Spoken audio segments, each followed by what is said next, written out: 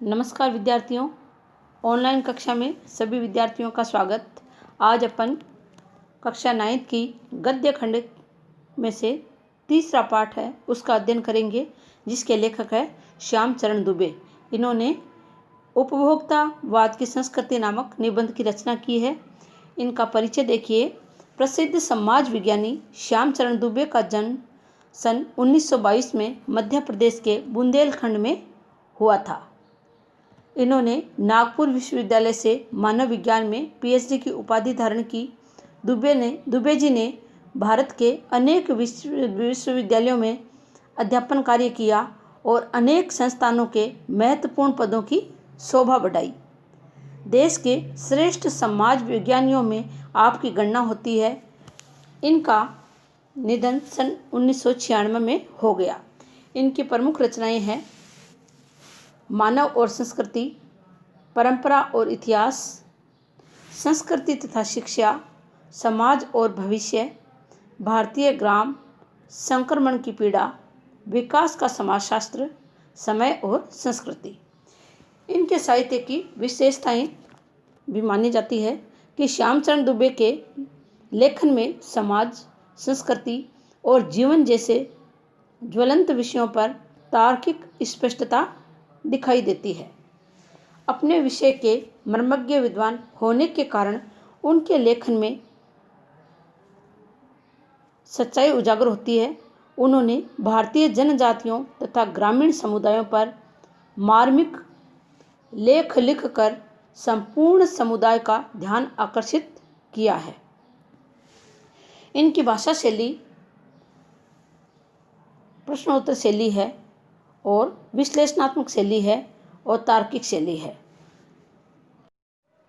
उपभोक्तावाद की संस्कृति में यह बताया गया है कि जीवन शैली अर्थात जीवन में जो उतार चढ़ाव आ रहे हैं, बदलाव आ रहा है, वो क्यों आ रहा है। जीवन है जो विलासितापूर्ण सामग्री के इर्द गिर्द घूम रहा है। फैशन की प्रतियोगिता चल रही है। लोग पाश्चात्य संस्कृति में डूबते चले जा रहे हैं और अपने विचारों को भूलते जा रहे हैं। हैसियत से ज़्यादा बाजार से सामान खरीद लाते हैं। लोगों की देखा देखी होड़ा होड़ी में अपना जीवन नष्ट कर लेते हैं। उपभोक्तावाद को बढ़ावा क्यों देते हैं या उपभोक्तावाद से क्या लाभ है, क्या हानि है, इस पाठ में ये बताया गया है।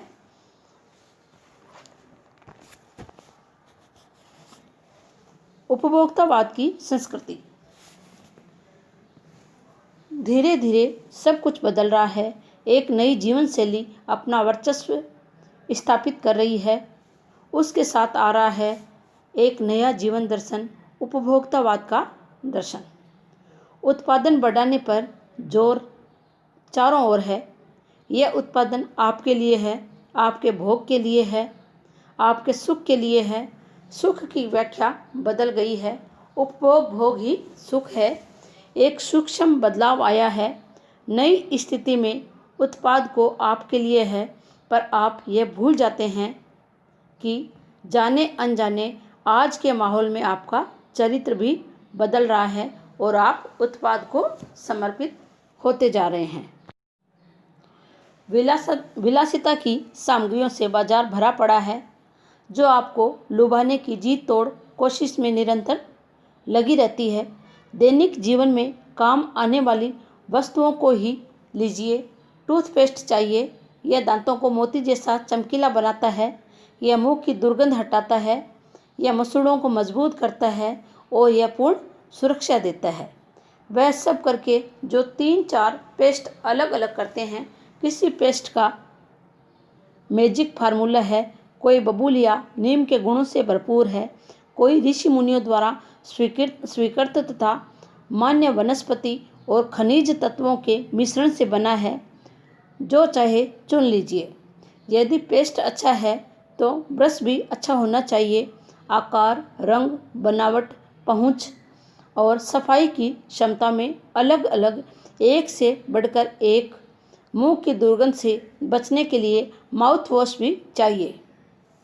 सूची और भी लंबी हो सकती है, पर इतनी चीज़ों का ही बिल काफ़ी बड़ा हो जाएगा, क्योंकि आप शायद विज्ञापित और कीमती ब्रांड खरीदना ही पसंद करें।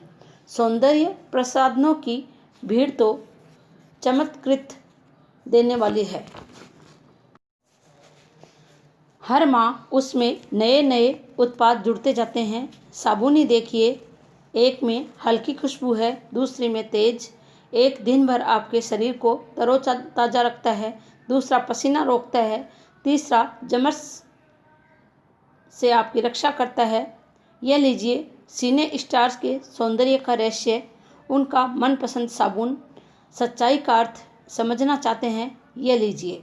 शरीर को पवित्र रखना चाहते हैं, ये लीजिए शुद्ध गंगा जल में बनी साबुन। चमड़ी को नर्म रखने के लिए यह लीजिए, महंगी है पर आपके सौंदर्य में निखार ला देगी। संभ्रांत महिलाओं की ड्रेसिंग टेबल पर 30-30 हज़ार की सौंदर्य सामग्री होना तो मामूली बात है।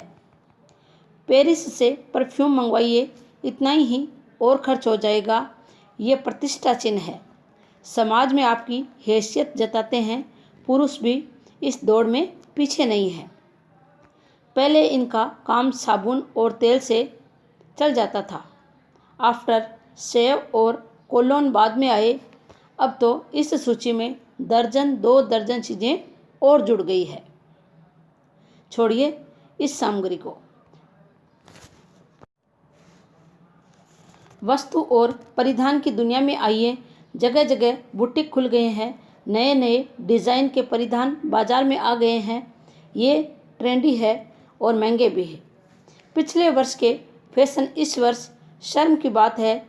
घड़ी पहले समय दिखाती थी, उसमें यदि यही काम लेना हो तो 400-500 में मिल जाएगी। हैसियत जताने के लिए आप 50-60 हज़ार से लाख 1.5 लाख की घड़ी भी ले सकते हैं। संगीत की समझ हो या नहीं, कीमती म्यूजिक सिस्टम ज़रूरी है। कोई बात नहीं, यदि आप उसे ठीक तरह चला भी न सके कंप्यूटर काम के लिए, तो खरीदे ही जाते हैं। महज दिखावे के लिए उन्हें खरीदने वालों की संख्या भी कम नहीं है। खाने के लिए 5 सितारा होटल है, वहाँ तो अब विवाह भी होने लगे हैं। बीमार पड़ने पर 5 सितारा अस्पतालों में आइए। सुख सुविधाओं और अच्छे इलाज के अतिरिक्त यह अनुभव काफ़ी समय तक चर्चा का विषय भी रहेगा। पढ़ाई के लिए 5 सितारा पब्लिक स्कूल है, शीघ्र ही शायद कॉलेज और यूनिवर्सिटी भी बन जाए। भारत में तो यह स्थिति अभी नहीं आई, पर अमेरिका और यूरोप के कुछ देशों में आप मरने के पहले ही अपने अंतिम संस्कार और अनंत विश्राम का प्रबंध भी कर सकते हैं।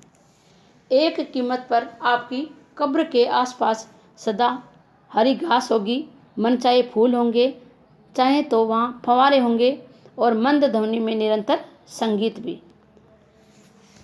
कल भारत में भी यह संभव हो सकता है। अमेरिका में आज जो हो रहा है, कल वह भारत में भी आ सकता है। प्रतिष्ठा के अनेक रूप होते हैं, चाहे वे हास्यास्पद क्यों न हो। यह एक छोटी सी झलक उपभोक्तावादी समाज की है। यह विशिष्ट जन का समाज है, पर सामान्य जन भी इसे ललचाई निगाहों से देखते हैं। उनकी दृष्टि में एक विज्ञापन की भाषा में यही है राइट चॉइस बेबी।